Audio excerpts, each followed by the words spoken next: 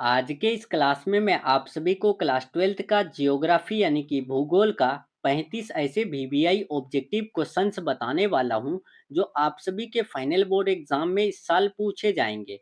Dear students, अगर आप सभी इस साल क्लास 12th का फाइनल बोर्ड एग्जाम देने वाले हैं और आप सभी चाहते हैं 400 प्लस लाना, तो आज के क्लास का ये जियोग्राफी यानी भूगोल का 35 यानी कि वीवीआई ऑब्जेक्टिव क्वेश्चन को अच्छे से याद कर लीजिएगा। ये क्वेश्चंस आपके फुल एनसीईआरटी पैटर्न पर आधारित क्वेश्चन है और साथ ही साथ आपके फाइनल बोर्ड एग्जाम में लगातार कई सालों से पूछा गया शामिल है। ठीक है, तो क्लास को पूरा देखिएगा और एक एक क्वेश्चन को याद कर लीजिएगा। आप कोई भी बोर्ड एग्जाम देने वाले हैं कोई भी स्टेट से, तो ये क्लास आपके लिए बहुत ज़्यादा इंपॉर्टेंट है। सभी बोर्ड एग्जाम में एनसीईआरटी पैटर्न से क्वेश्चन पूछे जाते हैं और मैं आपके लिए एनसीईआरटी पैटर्न का क्वेश्चन लेके आता हूँ। ठीक है, तो आप लोग पूरा क्लास देखिए, कोई भी स्टेट से हैं, ठीक है, चाहे बिहार हो, मध्य प्रदेश हो, राजस्थान हो, छत्तीसगढ़ हो या फिर कहीं से भी हो, आप इस वीडियो को अच्छे से देखिएगा। ठीक है, सभी क्वेश्चंस आपके बोर्ड एग्जाम के लिए बहुत ज़्यादा इंपॉर्टेंट है। ठीक है, चलिए हम लोग क्लास को शुरू करते हैं। अगर आप सभी चैनल से नए जुड़ रहे हैं तो चैनल को फटाफट से कर लीजिए सब्सक्राइब और बेल आइकन को प्रेस कर लीजिए। ठीक है,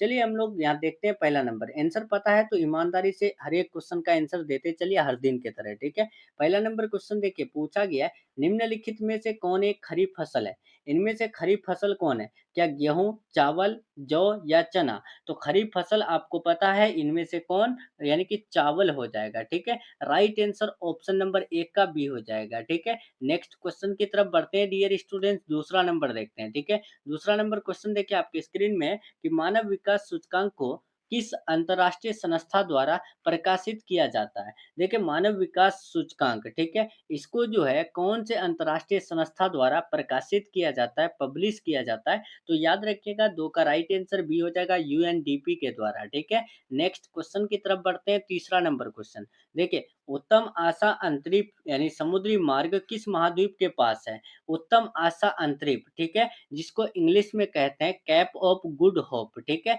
ये जो है ना, मतलब कि कौन से महाद्वीप के पास है? तो तीसरा का राइट आंसर याद रखिएगा, वो अफ्रीका में है। ठीक है, right answer option number C हो जाएगा। देखिए, उत्तम आशा अंतरिक्ष यानी कि बार्थोलोमियो डियाज जब भारत की मार्ग की खोज करने के लिए निकले थे, तो उस टाइम जो है ना, मतलब कि अफ्रीका के एक कॉर्नर में आके रुके थे। ठीक है, यानी कि वहां पर उनको जो है ना एक आशा जगह जगह था कि हम भारत आ चुके हैं।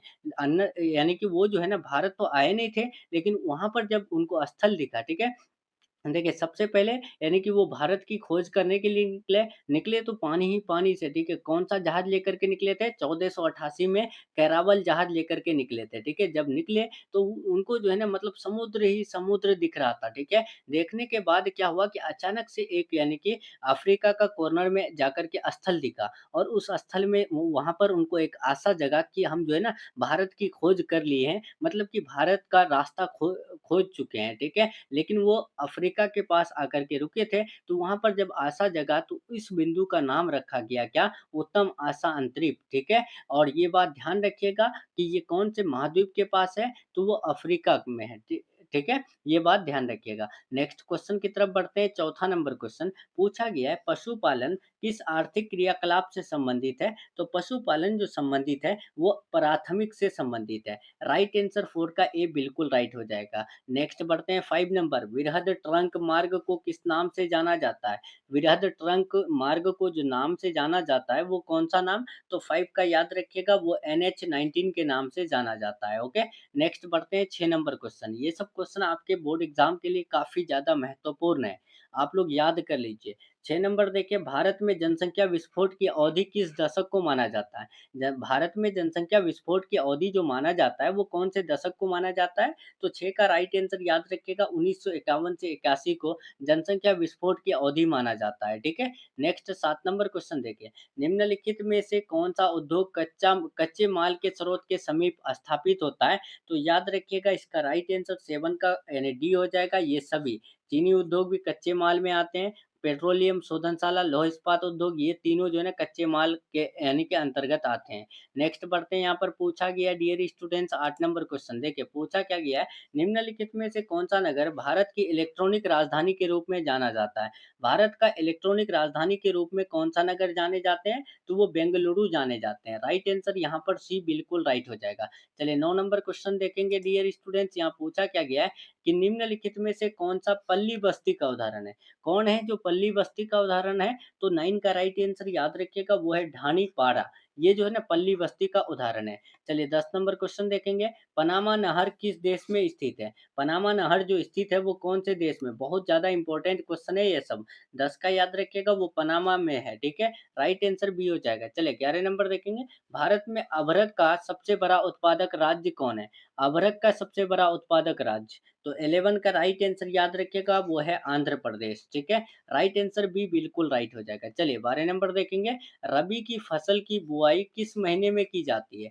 तो रबी की फसल के लिए मैंने एक ट्रिक बताया है कि रबी, र से रबी स्टार्ट होता है और र से रजाई। रजाई हम लोग कब ओढ़ते हैं? तो रजाई ओढ़ते हैं जाड़े के मौसम में, मतलब सर्दी के मौसम में। कब? सर्दी के मौसम में, ठीक है? और सर्दी कब होती है डियर स्टूडेंट शुरू? तो वो अक्टूबर-नवंबर में, ठीक है? या फिर नवंबर-दिसंबर में, तो अक्टूबर-नवंबर याद रखिएगा, ये ध्यान रखिएगा, ठीक है? अक्टूबर-नवंबर में सर्दी शुरू होती है, इसका मतलब ये है कि रबी का फसल जो है अक्टूबर-नवंबर में बोया जाता है, ठीक है? Right answer option number B बिल्कुल राइट हो जाएगा, ओके? याद रहेगा? नेक्स्ट बढ़ते हैं 13 नंबर क्वेश्चन देखिए पूछा गया है, मानव भूगोल के जनक किसे कहा जाता है? मानव भूगोल का जो जनक कहा जाता है वो किसे? तो याद रखिएगा फादर ऑफ ह्यूमन ज्योग्राफी जो कहे जाते हैं, तो 13 का राइट आंसर बी हो जाएगा, फ्रेडरिक रेडजेल को कहे जाते हैं। 14 नंबर क्वेश्चन देखिए पूछा गया है, स्थानांतरित कृषि को उत्तर पूर्वी भारत में किस नाम से जाना जाता है? तो याद रखिएगा 14 का right answer option number C हो जाएगा, यानी कि झूमिंग, ठीक है? यानी कि स्थानांतरित कृषि को उत्तर पूर्वी भारत में जो जाने जाते हैं वो झूम खेती नाम से जाने जाते हैं, ठीक है? 15 नंबर देखिए, भारत में सर्वाधिक वर्षा कहाँ होती है? तो भारत में सबसे ज़्यादा वर्षा जो है ना मासिन नाम में होती है। Right answer option number B हो जाएगा। चलिए 16 नंबर क्वेश्चन देखिए पूछा गया है, निम्नलिखित में से कौन-सा एक प्रदूषण का प्रकार नहीं है? वायु प्रदूषण, ध्वनि प्रदूषण, ऊर्जा प्रदूषण, जल प्रदूषण। कौन है जो प्रदूषण का उदाहरण नहीं है या फिर प्रदूषण का प्रकार नहीं है? तो 16 का याद रखिएगा ऊर्जा प्रदूषण। राइट आंसर सी बिल्कुल राइट हो जाएगा। चलिए नेक्स्ट 17, तृतीय क्रियाकलाप का मुख्य कार्य क्या है? तृतीय क्रियाकलाप का मुख्य कार्य कौन आते हैं? तो सेवाओं का उत्पादन करना ही तृतीय क्रियाकलाप है, ठीक है? नेक्स्ट बढ़ते हैं 18 नंबर क्वेश्चन, स्वर्ण चतुर्भुज परियोजना का संबंध किससे है? देखिए स्वर्णिम चतुर्भुज परियोजना का जो संबंध है वो किससे है? तो याद रखिएगा डियर स्टूडेंट्स वो सड़क परिवहन से संबंधित है। राइट आंसर बी बिल्कुल राइट हो जाएगा। चलिए 19 नंबर देखिए, नर्मदा बचाओ आंदोलन का संबंध किस नदी से है?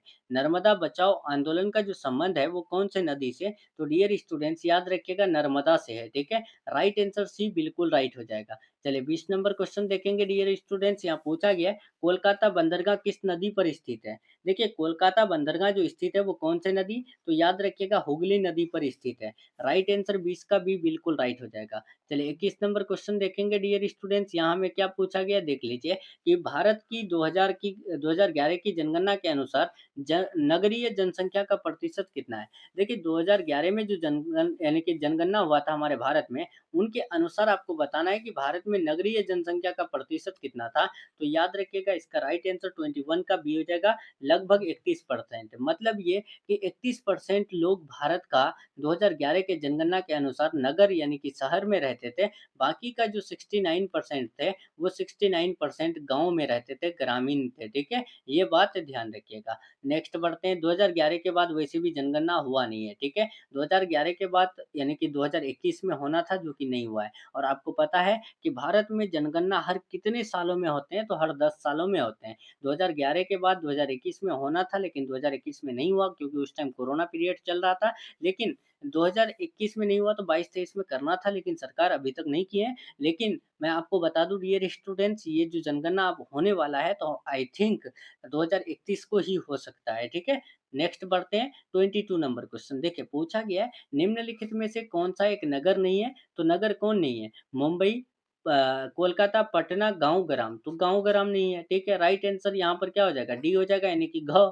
नेक्स्ट बढ़ते हैं यहाँ 23 नंबर, महानगर की जनसंख्या कितनी होती है? देखिए एक महानगर है, मेट्रोपोलिस, उनकी जो जनसंख्या होनी चाहिए तो वो कितनी? तो 23 का याद रखिएगा ऑप्शन नंबर बी 10 लाख से अधिक होनी चाहिए, ठीक है? नेक्स्ट बढ़ते हैं यहाँ 24 नंबर, निम्नलिखित में से कौन-सा लौह इस्पात उद्योग का केंद्र है? लौह इस्पात उद्योग का केंद्र कौन है डियर स्टूडेंट्स? तो याद रखिएगा बोकारो, कोयंबटूर, भद्रावती ये सभी जो है ना लौह इस्पात उद्योग का केंद्र है। चलिए 25 नंबर देखिए, प्राकृतिक गैस किस खनिज के साथ पाई जाती है? प्राकृतिक गैस जो पाई जाती है वो कौन से खनिज के साथ? तो याद रखिएगा वो बॉक्साइट खनिज के साथ पाई जाती है। राइट आंसर 25 का डी हो जाएगा। 26 नंबर, निम्नलिखित में से कौन-सा सबसे सस्ता परिवहन साधन है? देखिए इनमें से कौन सबसे सस्ता परिवहन साधन है डियर स्टूडेंट्स? क्या सड़क मार्ग, रेल मार्ग, जल मार्ग या वायु मार्ग?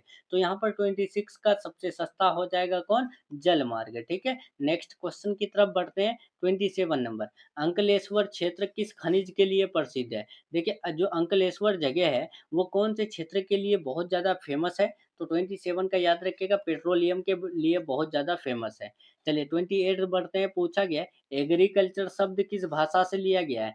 एग्रीकल्चर जो शब्द है, यानी एग्रीकल्चर जिसका हिंदी में अर्थ होता है कृषि, तो इस ये जो शब्द लिया गया है, ये कौन से भाषा से लिया गया है? तो 28 का याद रखिएगा लैटिन भाषा से लिया गया है। राइट आंसर बी हो जाएगा। 29, निश्चित जनसंख्या वृद्धि किस अवस्था में होती है? देखिए डियर स्टूडेंट जो निश्चित जनसंख्या होती है, तो वो कौन-सी भाषा से ली गई है? तो जनांगीकी संक्रमण सिद्धांत की जो तृतीय अवस्था है, वहाँ से ली गई है, ठीक है? नेक्स्ट बढ़ते हैं, 30 नंबर क्वेश्चन, भारत में सबसे पहले रेलगाड़ी कब चली थी? तो 1853 में चली थी, ठीक है? मुंबई से ठाणे तक चली थी, ठीक है? कितने किलोमीटर चली थी? तो आप याद रखिएगा मुंबई से ठाणे चली थी, ठीक है? लेकिन कितने किलोमीटर? तो 25 किलोमीटर चली थी, ठीक है? ये बात ध्यान रखिएगा। नेक्स्ट बढ़ते हैं 31 नंबर क्वेश्चन, पूछा गया देखिए कि विश्व में सर्वाधिक रेलमार्ग घनत्व किस देश में पाया जाता है? देखिए विश्व में सबसे ज़्यादा रेलमार्ग घनत्व जो पाए जाते हैं वो कौन से देश में? तो बेल्जियम में पाए जाते हैं। राइट आंसर डी हो जाएगा, ठीक है? ध्यान रखिएगा। नेक्स्ट बढ़ते हैं 32 नंबर क्वेश्चन, पूछा गया है बस्तियों के पदानुक्रम में सबसे निचले स्तर पर क्या आता है? बस्तियों के जो पदानुक्रम है मतलब कि सीरियल वाइज़ यही समझिए, तो उसमें जो सबसे निचले स्तर पर आता है तो वो क्या? नगर, गाँव, महानगर, विश्व नगरी। तो याद रखिएगा 32 का राइट आंसर बी हो जाएगा गाँव, ग्राम, ठीक है? नेक्स्ट बढ़ते हैं, पूछा गया है यहाँ पर क्या 33, निम्नलिखित में से कौन-सा अद्वितीय क्रियाकलाप है? इनमें से कौन है जो अद्वितीय क्रियाकलाप है? वानिकी, बैंकिंग, बुनाई या फिर मत्स्य पालन? तो 33 का याद रखिएगा वो है बैंकिंग, ठीक है? राइट आंसर बी बिल्कुल राइट हो जाएगा। चलिए नेक्स्ट बढ़ते हैं 34, मेगापोलिस शब्द का प्रयोग सबसे पहले किसने किया था? मेगापोलिस शब्द जिसका अर्थ होता है महानगर, ठीक है? इस शब्द का जो सबसे पहले प्रयोग किए थे वो किसने? तो 34 का याद रखिएगा ऑप्शन नंबर ए हो जाएगा, जीन गॉटमैन ने प्रयोग किए थे, ठीक है? नेक्स्ट बढ़ते हैं 35 नंबर, भूगोल में क्षेत्रीय विभेदन की संकल्पना का संबंध किस उपागम से है? देखिए भूगोल में क्षेत्रीय विभेदन की जो संकल्पना का संबंध है वो कौन से उपागम से है? तो 35 का याद रखिएगा ऑप्शन नंबर सी, प्रादेशिक विश्लेषण से है, ठीक है? राइट आंसर सी बिल्कुल राइट हो जाएगा, ध्यान रखिएगा। डियर स्टूडेंट्स इधर आपका आंसर की है, ठीक है? अगर आप सभी इसका पीडीएफ बिल्कुल फ्री में चाहते हैं तो टेलीग्राम चैनल को ज्वाइन कर लीजिए, ठीक है? आज का क्लास हम लोग का यहीं तक रहने वाला है, आपको पता ही है कि प्रत्येक दिन ज्योग्राफी का 35 क्वेश्चन आपको इसी चैनल पर प्रोवाइड कराया जाता है, आपके बोर्ड एग्जाम से के दृष्टि से, ठीक है? और बहुत इंपॉर्टेंट क्वेश्चन हर दिन प्रोवाइड कराया जाता है एनसीईआरटी पैटर्न पर, ठीक है? तो आप सभी जो है ना हमारे साथ जुड़े रहें, चैनल को सब्सक्राइब करें, बेल आइकन को प्रेस करें। नए जुड़ रहे हैं चैनल से तो आप सभी क्या करेंगे सब्सक्राइब करके अपने दोस्तों को भी हमारे इस चैनल से जोड़ लेंगे, ठीक है? चलिए मिलते हैं नेक्स्ट वीडियो में नेक्स्ट टॉपिक के साथ, तब तक के लिए अपना ख्याल रखिए, अपना स्टडी जारी रखिए। Take care, thanks for watching.